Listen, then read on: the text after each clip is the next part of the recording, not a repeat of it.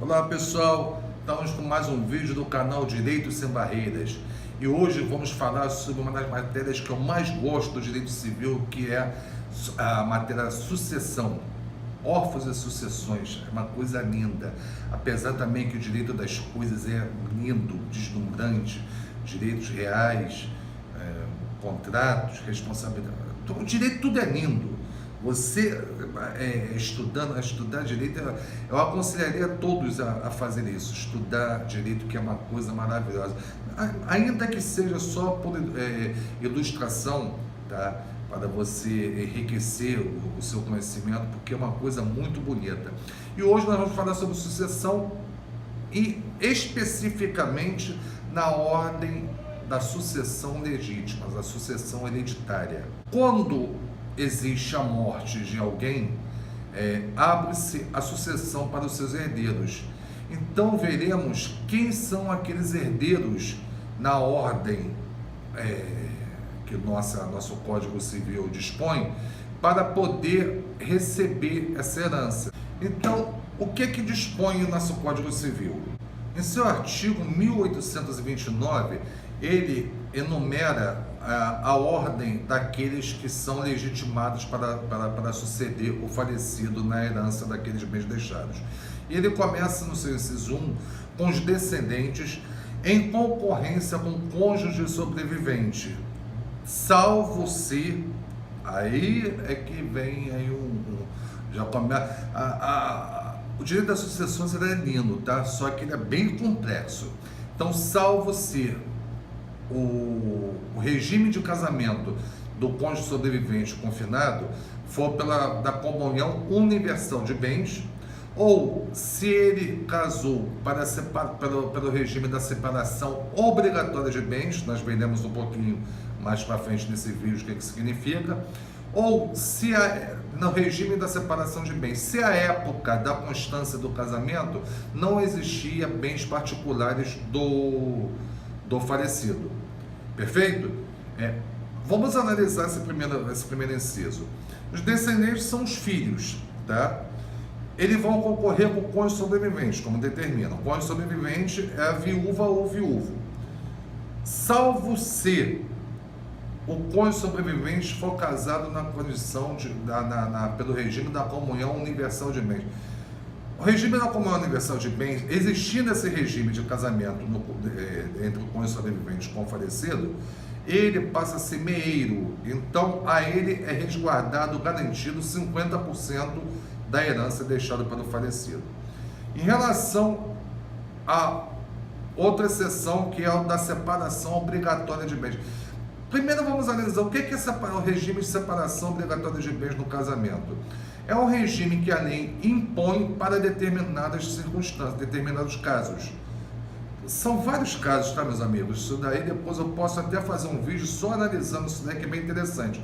Mas vamos pegar o caso assim mais simples, mais fácil, para a gente poder passar para outra parte, não demorar muito.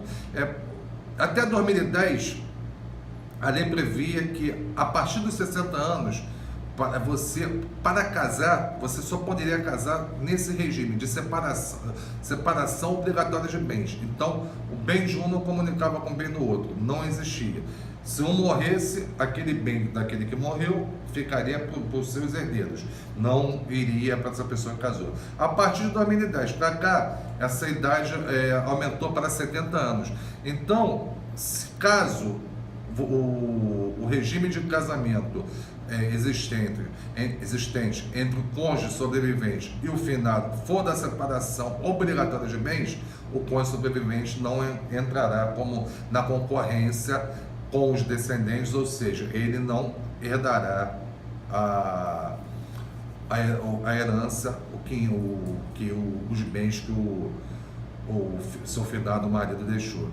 Ou, no último caso, se o regime do casamento for pela comunhão parcial, se na constância do casamento não houver sido adquirido qualquer bem particular do finado, porque a comunhão parcial, ela prevê que será partilhado, será herdado, entrará na sucessão do finado aqueles bens adquiridos na constância do casamento. Então fica fácil, não houve qualquer aquisição de nenhum bem na constância do casamento dentro desse regime da comunhão parcial, então não existe a concorrência do cônjuge sobrevivente com os descendentes. Vamos para o inciso 2, então, que é o prosseguimento dessa ordem sucessória. São os ascendentes em concorrência com o cônjuge sobrevivente. Antes de prosseguirmos essa ordem sucessória, é muito importante vocês saberem que uma classe, ela só irá figurar como sucessora na ausência da principal. Ou seja, o mais próximo exclui o mais remoto, tá bom? Então, se houver descendente, vai para o descendente, os filhos. Se não havendo descendente, vai para o ascendente, que são os pais. Então, nós vamos descendo para poder chegar, que nós vamos até os colaterais. Então, os ascendentes, eles figuram como na ordem sucessória, na segunda linha, também em concorrência com o cônjuge sobrevivente. Mas aí tem um detalhe interessante. Vamos para o regime de comunhão de bens novamente? Se o cônjuge sobrevivente for casado ou confinado pela comunhão universal de bens, pelo regime da comunhão universal de bens, como é que fica essa concorrência com o ascendente? Já vimos em relação ao descendente, vamos agora para o descendente, como é que fica? É simples, gente. Ele terá, o cônjuge sobrevivente, 50% da meação, por causa do regime, e os outros 50% dos bens que sobrarem será concorrido entre os dois, ou seja, vai ser 50% desses outros 50% para os ascendentes e 50% desses 50% para o cônjuge sobrevivente, ou seja, mutatis mutandis, 25% para o cônjuge sobrevivente e 25% para o ascendente, então terá 75%. Na terceira linha, para o cônjuge sobrevivente, não havendo nem descendente, nem ascendente, cônjuge sobrevivente é o único herdeiro. E na quarta e última linha desse artigo 1829, os bens vão para os colaterais. Nós vamos também falar sobre isso um pouquinho mais na frente, quem são os colaterais. Até o quarto grau, tá, pessoal? Nós vamos explicar a vocês. Vamos lá, prosseguindo. Os descendentes, eles herdam da forma que o mais próximo exclui o mais remoto, salvo nos casos da sucessão por direito de representação. Mas vamos então por partes, tá, pessoal? Os descendentes, quando eu falo que o grau mais próximo exclui o mais remoto, significa o quê? O que é descendente? Filho. O filho exclui o neto. Somente na ausência do filho, o neto recebe. Se o pai morrer deixando o filho e neto não recebe nada. Quem recebe é filho. Aí vem aquela história do direito de representação. O que é direito por representação? É quando um pai, tá? João é casado com Maria. Eles têm 2 filhos, Antônio e Pedro. Antônio é casado e tem também 2 filhos. Vamos botar esse exemplo para ficar bem simples. Antônio, que é casado, filho de João e Maria, que é casado e tem 2 filhos, morre deixando os 2 filhos. Posteriormente, seu pai morre depois dele, do João. O João morre depois do seu filho Antônio. Então, como é que fica essa sucessão por direito de representação? A parte do João vai concorrer com quem? O cônjuge sobrevivente, que é a Maria, com os 2 filhos, o Antônio e o Pedro. Só que o Pedro está vivo, vai ter a parte dele normalmente. Só que o Antônio morreu. Como é que fica a parte do Antônio? Vai para os filhos do Antônio. Então você vai ser uma divisão Maria, Pedro e Antônio.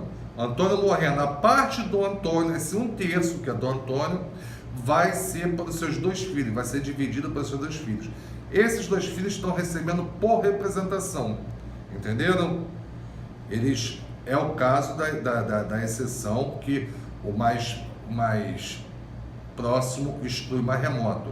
Nesse caso daqui, não está excluindo, por quê? Porque, na realidade, o pai, que é o mais próximo, não está, mas aquele já faleceu, então não tem como excluir os seus filhos. Perfeito? Na linha sucessória, para os descendentes, no primeiro grau, ou seja, os filhos, é denominado que eles recebem por cabeça, isto é, cada um receberá em partes iguais. Se tiverem 2 filhos, 50% para cada um. Se tiverem 3, 1/3 para cada um e assim por diante. Já na linha, a partir do segundo grau da descendência, dos descendentes que vão receber essa herança, essa sucessão, ela será feita ou denominada por cabeça, que é da mesma forma. Se não existir os filhos, passa para os netos. Esses netos vão dividir por cabeça, que é igual eu expliquei na outra, em partes iguais. Ou por estirpe, que é no caso de direito por representação. Que aí é o quê? Você tem 2 filhos, mas um morreu deixando filhos, é direito de representação. Esse aqui se denomina por estirpe. Esse daqui por cabeça, porque a primeira linha, ele está no primeiro grau da linha sucessória, ele vai receber a parte dele. O outro também receberia se vivo fosse. Os 2 seriam por cabeça. Como esse daqui faleceu, os netos do finado, seus filhos, receberão por estirpe. Por quê? Porque eles dividirão aquilo que esse teria para receber. Ele teria 50%. Vamos colocar em valores para ficar fácil. Pai morreu, deixou 2 filhos como descendentes herdeiros. Os 2 filhos deixou uma herança de R$1 milhão. Cada um receberá 500 mil. Caso um dos filhos tenha vindo a óbito antes do pai, mas tenha deixado também filhos, quem receberá esses 500 mil que competiria a ele na morte do pai serão os seus filhos, ou seja, o neto do pai. Entenderam? João, Maria, Antônio e Pedro. Pedro tem casado com 2 filhos. Pedro morre antes do João. Pedro morreu. João morreu depois. A parte do Pedro, que caberia a ele na sucessão, vai para os seus filhos. E esses seus 2 filhos, no exemplo dos 500 mil, 1 milhão, 500 mil para cada um, esses 2 filhos dividirão esses 500 mil, que é o quinhão que o Pedro teria direito a receber. E chama-se por estirpe, não por cabeça, que é o caso do Antônio. Não, do Pedro, o Antônio era esse. Entendeu? Outro caso muito importante observar, amigos, é se no momento da morte de alguém, da pessoa, já existir uma separação judicial com o cônjuge sobrevivente. Ou se não houver uma separação de fato por mais de 2 anos, salvo se por não existir com mais meios de convivência, não pela culpa daquele sobrevivente. Ou seja, João casado com Maria. Se João se separou de Maria antes de sua morte, obviamente, judicialmente, Maria não tem direito à herança. Se antes da sua morte já se passaram mais de 2 anos que os 2 já estão separados de fato, Maria também não tem mais direito à sua herança, a não ser que a separação de fato se dê em razão da vida em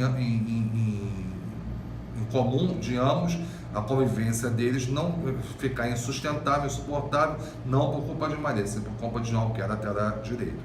Vocês observaram, meus amigos, que a lei ela procurou preservar sempre o cônjuge sobrevivente? É compreensível essa ideia do legislador quando nós temos em mente que queremos sempre resguardar, garantir os direitos, o bem-estar, a segurança da pessoa que nós amamos. E por essa maneira, o legislador buscou proteger muito, não só os descendentes, como também o cônjuge, em relação aos demais graus na cadeia sucessória. E prova disso é que nós temos também essa concorrência do cônjuge com o ascendente do finado, onde ele, em primeiro grau, os pais do finado, o cônjuge tem direito a 1/3 caso ambos sejam vivos. Nos casos em que somente um ascendente é vivo, o cônjuge tem direito a metade do quinhão da sucessão hereditária. E por fim, tá, para poder a gente finalizar esse vídeo que já está bem extenso, bem longo, o Código defende também o direito de habitação do cônjuge sobrevivente, caso não do imóvel onde residam, caso não exista outro imóvel a inventariar. Esse direito de habitação nós já vamos para a seara do direito real, tá, que é uma outra coisa, mas mutatis mutandis, resumo em síntese, é que existindo um imóvel, somente um imóvel a ser inventariado, o cônjuge sobrevivente tem direito à habitação, ou seja, tem direito a morar, isso é um direito real, a morar, a residir nesse imóvel. Gente, como esse vídeo ficou bem mais extenso do que o esperado, do que os outros que nós já publicamos no YouTube, nós vamos deixar para falarmos dos colaterais no próximo vídeo, que eu prometo a vocês que o próximo será sobre os colaterais, porque os colaterais ele também tem muitas complicações, muitos detalhes, e aí vai ficar, vamos transformar isso aqui no longa, não no curta. Então vamos deixar para o próximo, e eu abordarei também no próximo outras questões da sucessão, tá? Eu vou ver porque tem inúmeros assuntos, mas eu estou aqui com umas aqui que são bem interessantes na cabeça, que são bem interessantes, tenho certeza que vocês vão gostar. Então, gente, aquele pedido de sempre, se inscrevam no vídeo, no canal, curtam, compartilhem com os amigos, toque o sino para poder receberem mais notificações sobre mais vídeos, e até a próxima com mais um canal Direito Sem Barreiras. Forte abraço!